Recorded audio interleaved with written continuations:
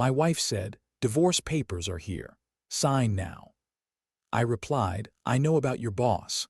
Then I tracked her car to the hotel, confronted her and her married boss, filed for primary custody, and sent all the proof to his wife. And I just smiled because his wife got him demoted and my wife lost her bonus and the house. Original post: I am 35. My wife, Maya, is 34. We have a son, Noah, who is 6. We live in a small townhouse near the commuter rail. I work in hospital IT. Meyer is a senior account manager at a logistics company. We married at 28. We bought the place at 31. Life looked steady from the street. 3 months ago, she walked into our kitchen at 7 a.m. with a manila envelope. She set it between the cereal bowl and the coffee mug. She said, "Divorce papers are here. Sign now." Her voice had no rise or fall, like she was reading a train schedule. I looked at the envelope. I looked at her face. My mouth was dry. I asked one question.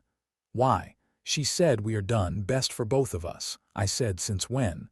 She did not answer. She pushed a pen across the table. Then she walked upstairs to get Noah ready for school.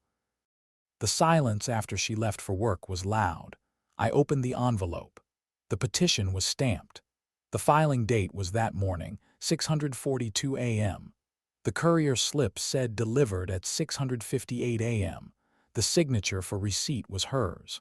The listed address for her temporary residence was a corporate housing suite. We did not have corporate housing, not for her level. I flipped the pages. There was a clause about exclusive occupancy for her. It was crossed out and initialed by her attorney. The initials were yesterday's date. I felt a slow line of heat rise in my chest, not rage. Not yet. A signal. Something did not fit. 2 weeks earlier, she had changed her phone passcode. She said work policy. A week earlier, she had switched Noah's pickup day with me without asking. She said a client dinner ran late.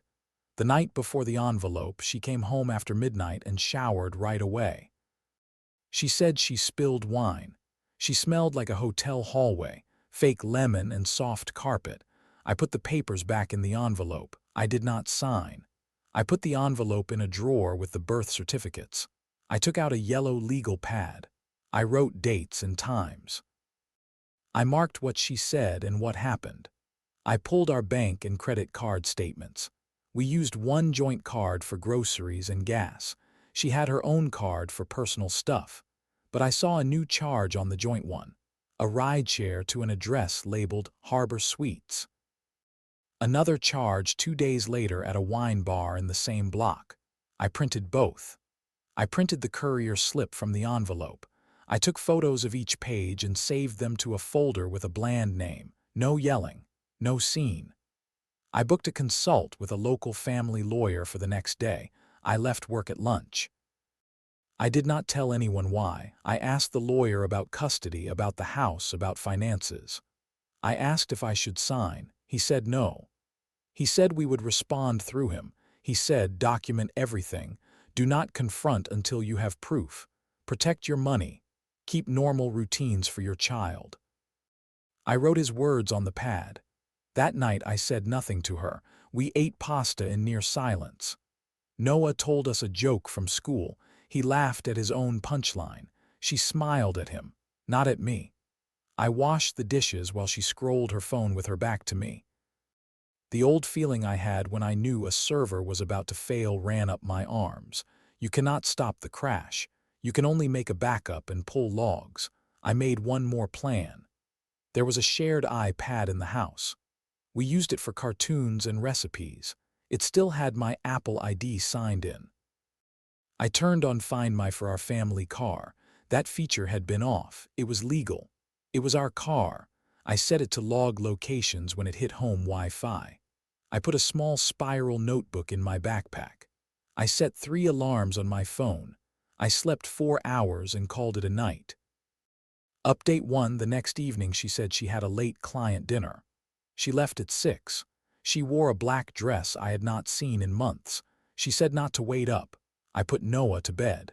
I started a load of laundry and sat by the window. At 9:15, the car's last known location pinged. Not at her office. Not at her restaurant we knew. Harbor Suites, the same block as the rideshare drop. I drove 15 minutes and parked across from the entrance. The building was a glass cube with white lamps in the lobby. A man at the desk checked IDs. I walked in with my hospital badge clipped to my belt. People rarely look at badges. They look at the lanyard and see authority. I asked if visitor parking needed a ticket. He pointed to a machine and looked back down. I took an empty visitor card from the free stack and clipped it on. I pressed the elevator and went to the 3rd floor. The floor smelled like lemon and carpet. I walked the hall and read the names on metal plaques, suites with company names. Some lived in, some not.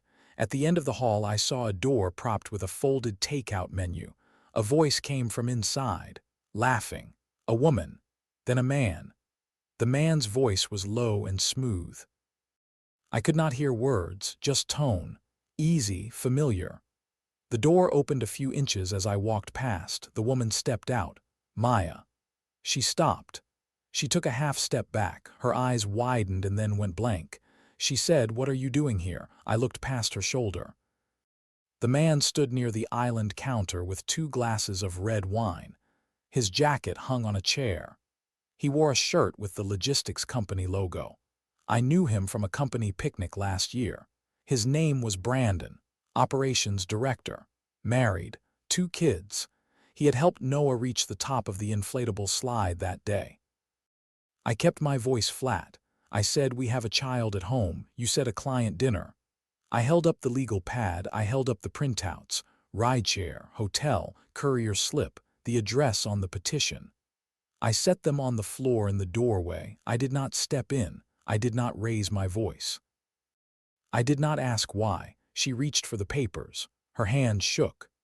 Brandon spoke first. He said, "This is not what you think." He gave a thin smile that did not touch his eyes.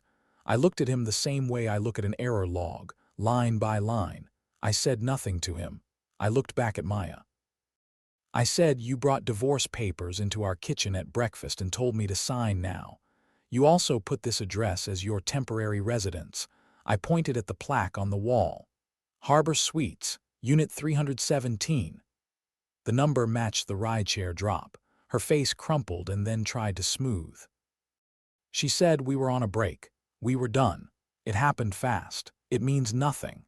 She said words like safety and future and space. They fell on the carpet like coins and stayed there.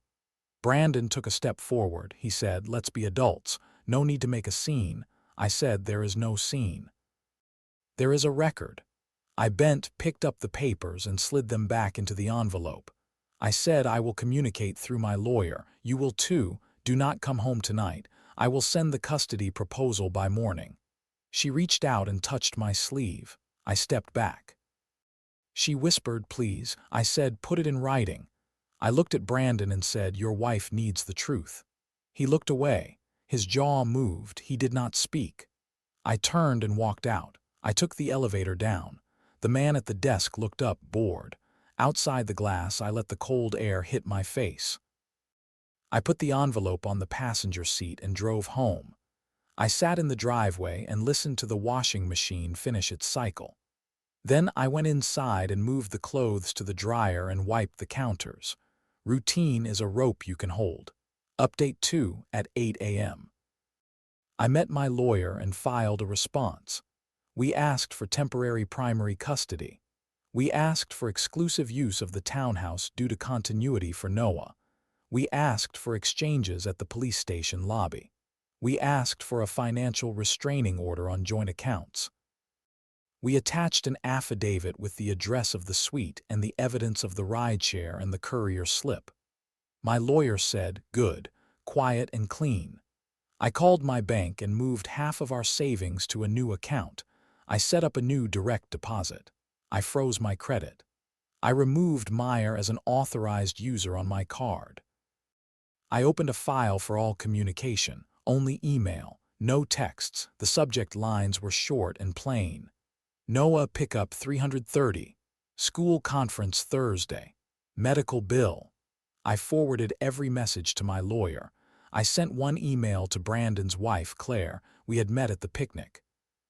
We had traded numbers for playdate planning that never happened. The subject line said, "This is hard, proof inside."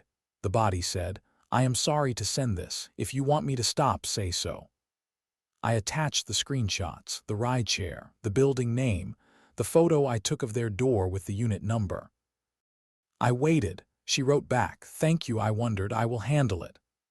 At work, I told my manager I needed a week of flex time for court and childcare. He said yes. He said to use the hospital's EAP if I needed to talk. I said I would. I did. A counselor picked up the phone and told me I was not crazy, that the quiet plan I was following was sane. She told me to eat food with protein and to drink water. I made a list on a sticky note. Eggs, yogurt, rice, chicken. Simple tasks keep a house from tilting. Maya posted on social media that we were taking time apart to prioritize growth and co-parent with respect. People liked and commented with hearts. I did not reply. I stayed silent. Claire did not post anything, but Brandon's profile changed from married to it's complicated. A week later, it switched back to married, then private.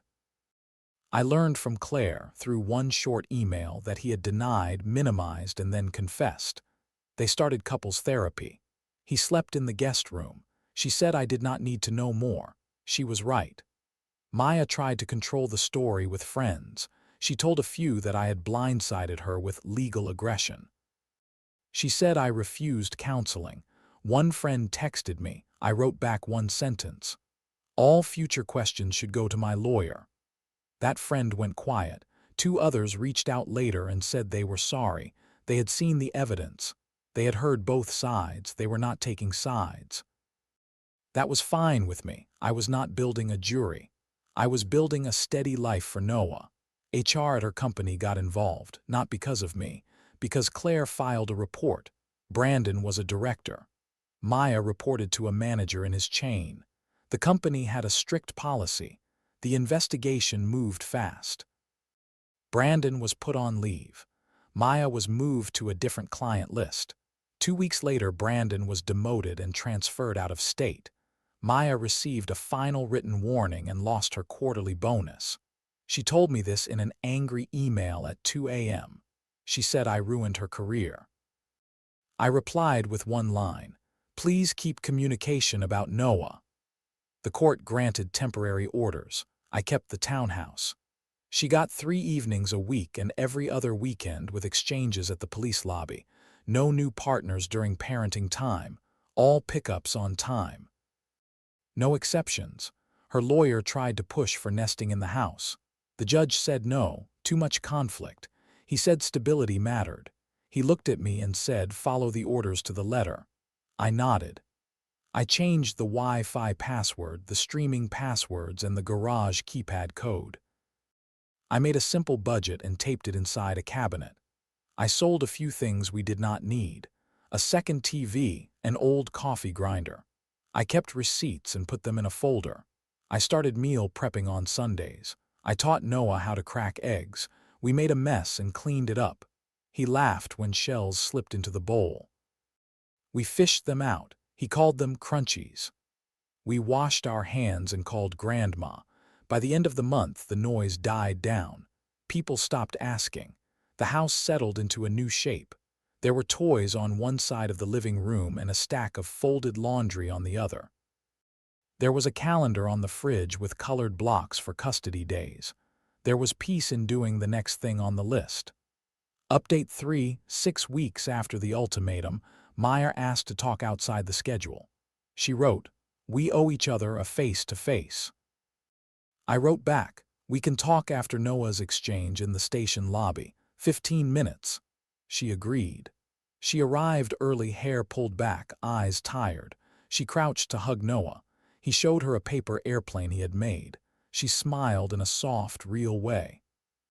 When the officer took him to pick a sticker, she turned to me. She said, "It's over with Brandon. He is moving." His wife took him back with conditions. She said, "I made a mistake." I panicked. I felt trapped. I wanted out and I latched onto the first door. She looked at the floor and then at me. She said we could try counseling. We could start fresh. We could sell the place and split the profit and rent nearby and rebuild. She said the words in a rush like she could stack them into a bridge. I listened.